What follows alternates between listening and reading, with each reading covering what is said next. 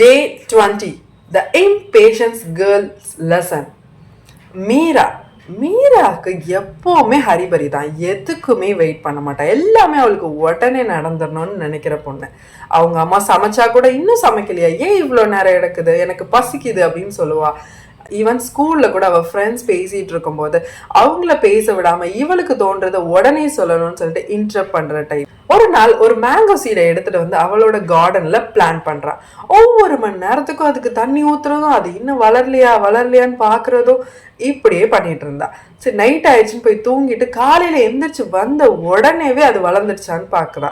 அதெல்லாம் கவனிச்ச அவங்க பாட்டி சிரிச்சுக்கிட்டே மீராவை கூப்பிட்டு சொல்றாங்க, நல்ல விஷயங்கள் நடக்க டைம் எடுத்துக்கும், அதுக்கு நம்ம பொறுமையா வெயிட் பண்ணணும். நீ உன்னோட மேங்கோ ட்ரீயை எப்படி பிளான் பண்ணியோ நீ பொறுமையா வெயிட் பண்ணேன்னா அது நல்லா வளர்ந்து உனக்கு நிறைய காய் பழம் கொடுக்கும் அப்படின்னு மீராட்ட சொல்றாங்க.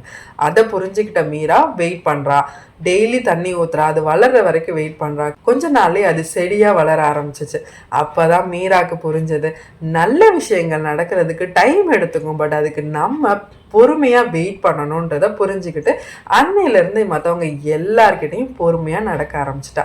இதை தாங்க நம்ம குழந்தைங்களுக்கும் ஸ்டோரிஸ் மூலியமா சொல்லித்தரோம். Good things take time, but we should wait patiently for the success.